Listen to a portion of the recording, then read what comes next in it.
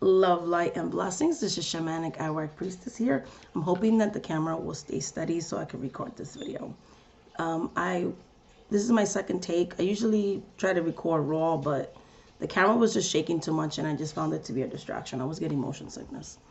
Anyways, today's video is going to be about tradition.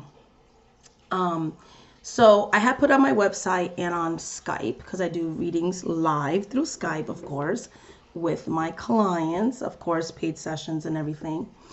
And they could be either for mentoring, psychic readings, ancestral work, and things like that. Okay, so I made sure I put on the status that I was going to be on vacation.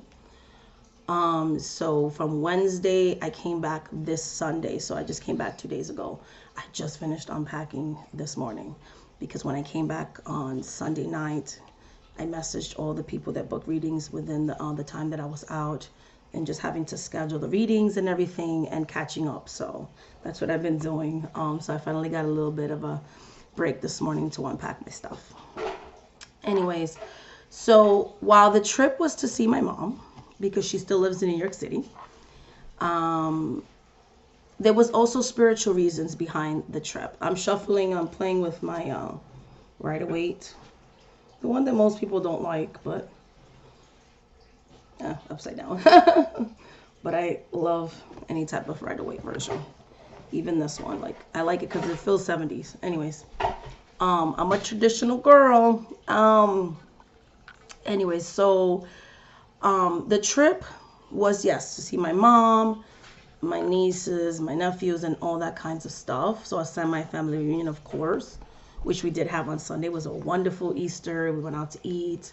We went to Mass, because I do go to Catholic Mass. My mom is, the best way to describe my mom is a Christian witch. I mean, I don't know how else to say it. She's very, very Catholic, always has been. But she practices the craft. She would never call herself a bruja, but she practices the craft, right? And I understand that because she's in her 60s and there's a certain stigma. My mom grew up around the civil rights movement. When she came to the United States in the later 70s, she was around for the Black Panthers. She marched with the Black Panthers. She fought for civil rights. She was part of the Young Lords. She was part of activism in Puerto Rico, in the United States, so all that kind of stuff. So my mom was, you know, very active. So the word bruja, which has a certain, like, people use it derogatorily, so she kind of doesn't associate with that. And I understand, and I'm finding that the younger generation kind of is trying to take back the word.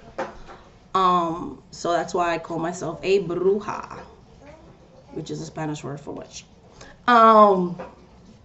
Anyway, so I went to see her, and I was getting an ascension, right? So with the ascension, so going up another level in my shamanic or shaman path, as well as I'm still mentoring, my mentor is still working with me year and a day, so learning that tradition as well as elevating in my family's tradition, which goes back as far as I can trace it back to 5th generation, because I was able to have an ancestry video. I had to like block certain people because I noticed for some reason ancestry videos creates a lot of trolling and racism and just people that just want you to get into all these debates and politics, and that's not what the video is about. So I don't fight with trolls. I just block you and hide your notifications because I don't got time for it. I try to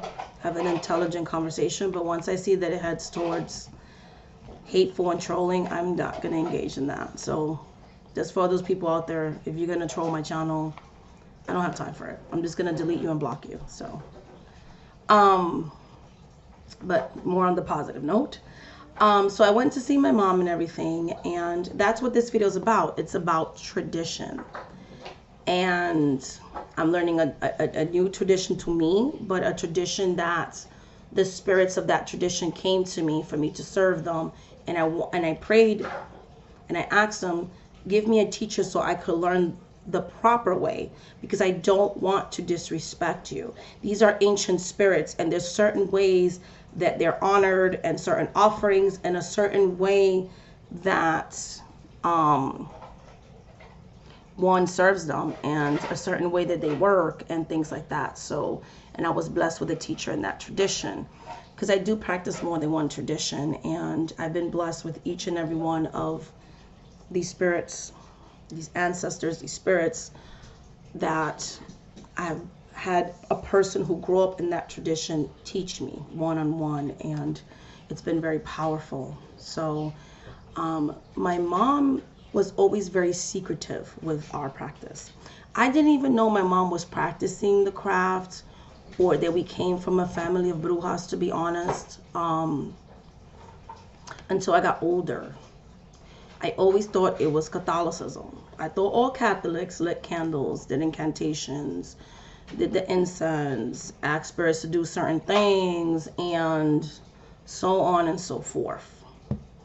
I thought all Catholics had spirit possessions and mysteries coming through spirits, and I thought all of them worked with ancestors, and all of them had ancestor altars and white. I just thought that was the way that it went.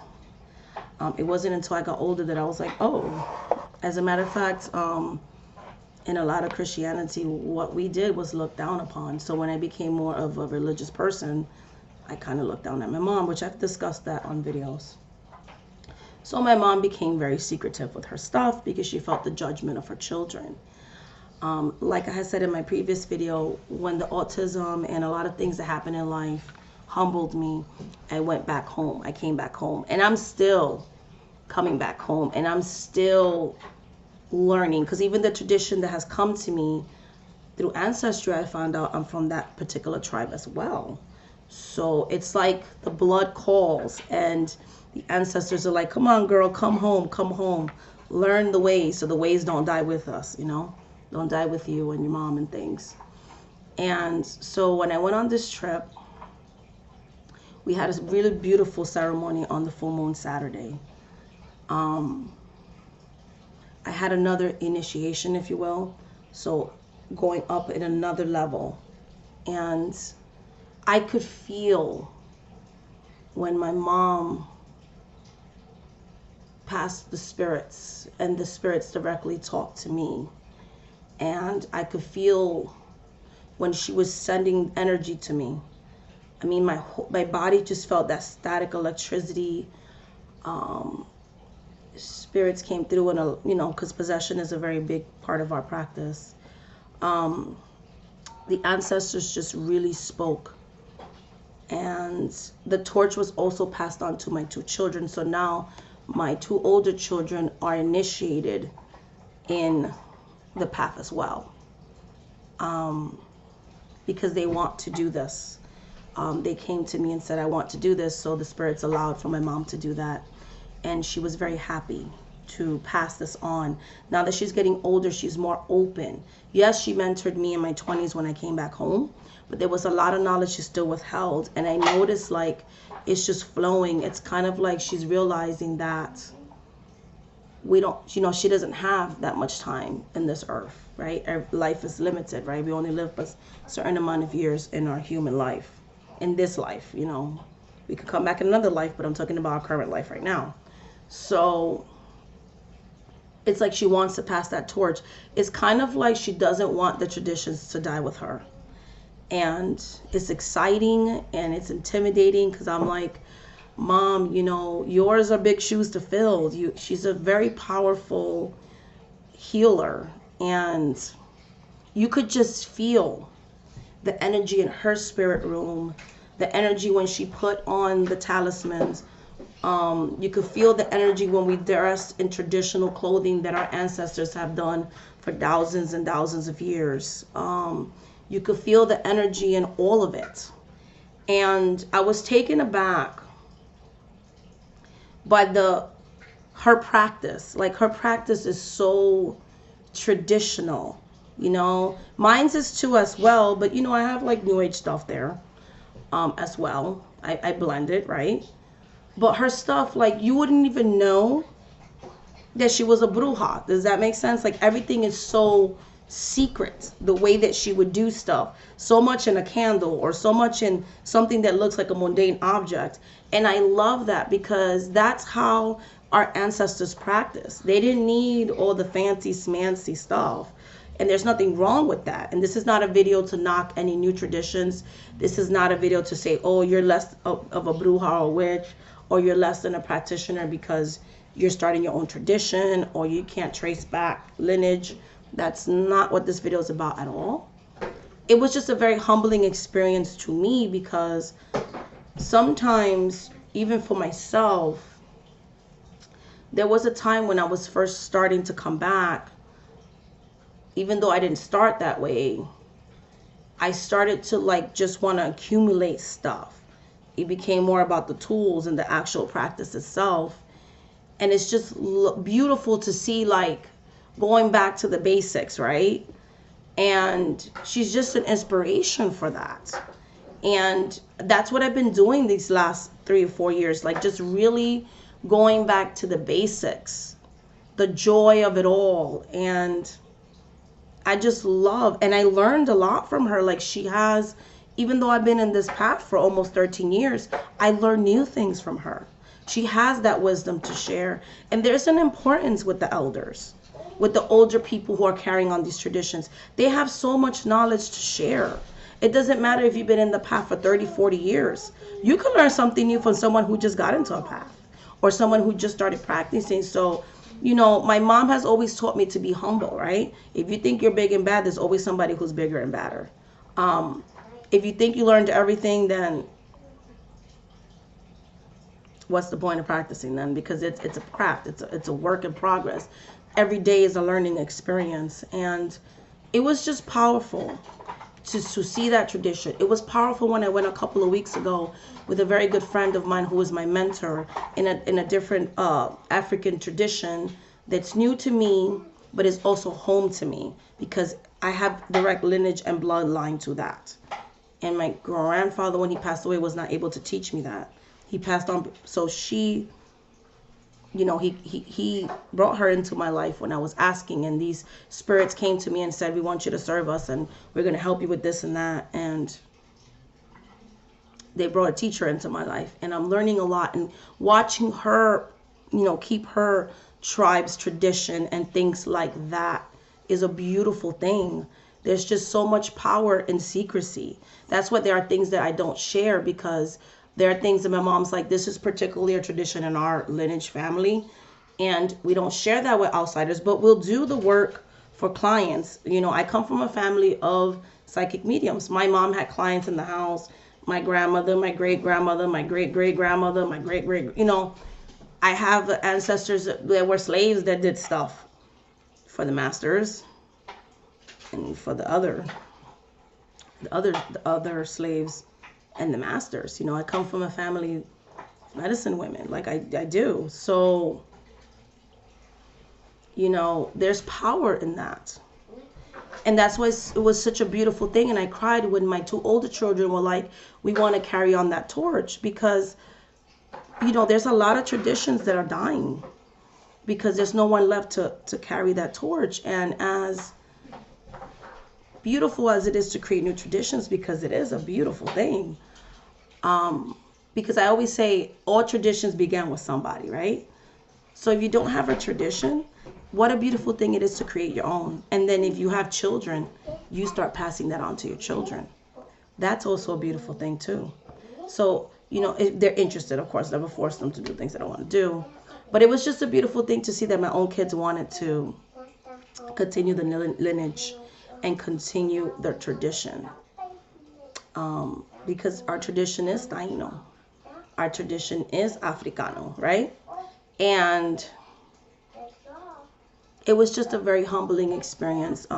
Mom's getting older. Her health is not as good as it used to be. And she pretty much isn't taking on clients. She's retired now.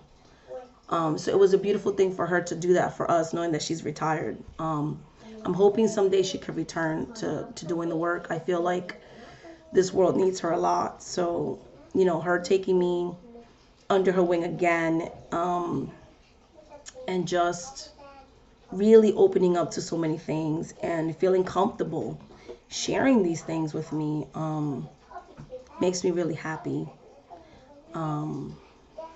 That's all I wanted to say. Like, there is a beauty to traditions. There is a beauty to these things. And those are the traditions, rituals, and things that I do for clients on my site. I do. I don't like to say spells. We don't say spells in Spanish. We say trabajos o preparaciones. So I do workings, root work for clients.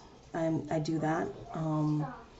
But it's not with everybody. I always like to do a consultation to see if the spirits allowed for the working to be done, because I don't do anything without their permission.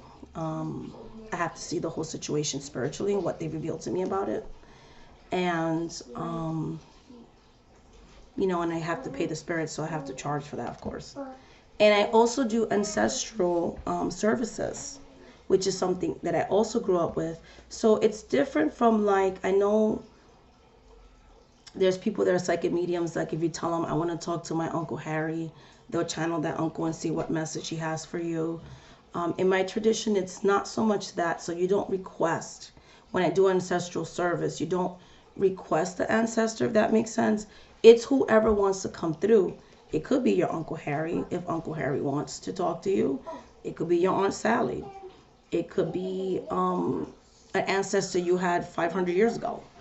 It could be a spirit guide that wants to come through. It could be an angel. It could be any type of spirit / ancestor. And for me, ancestor is more someone who lived hundreds of years ago. I don't consider, like, my grandmother, my great-grandmother ancestors. I consider them family spirits. That's just me. Everybody has their own interpretation of what an ancestor is. So I don't directly say, like, you need to talk to me. It's more like, in our belief system and in our practice, we believe that spirits are transcending to another dimension, if you will, or another existence. We don't contact anything until after a year that they've passed. And it's if they want to. So it's kind of like, you could say they're sleeping, or however you want to interpret that. When you're going on a certain journey, because spirits, it could take hundreds of years for them to ascend.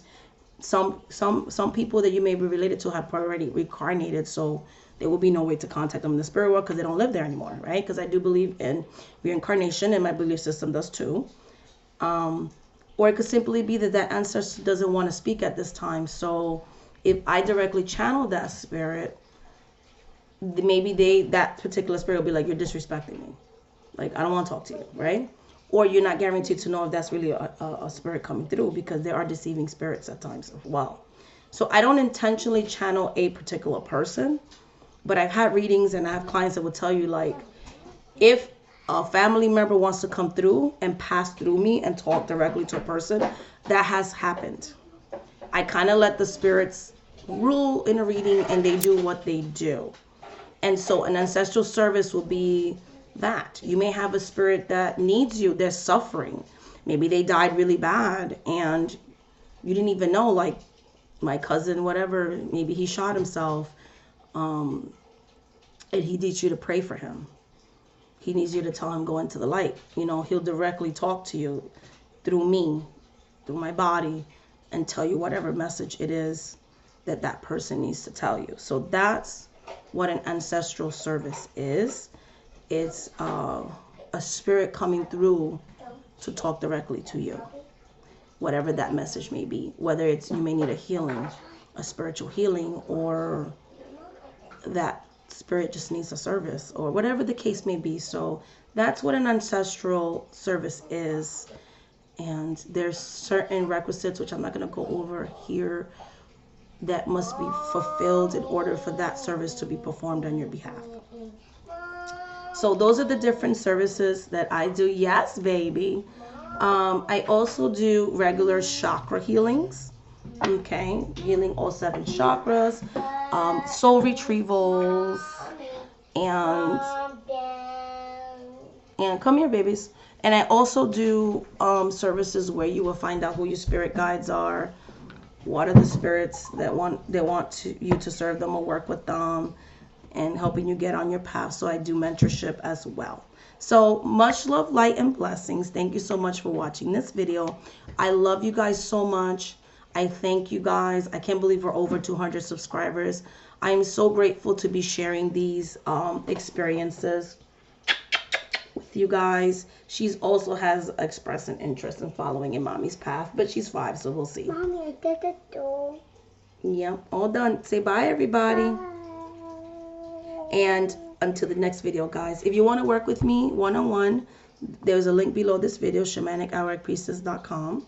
You can go on my website. There's 4 different psychic packages and 2 other separate services, the ancestral healing services of that nature, and root work, okay? But remember, with any root work, must have a consultation beforehand. Bye. Love, light, and blessings. Thank you so much for watching this video, and until the next video, guys. Love you guys. Bye.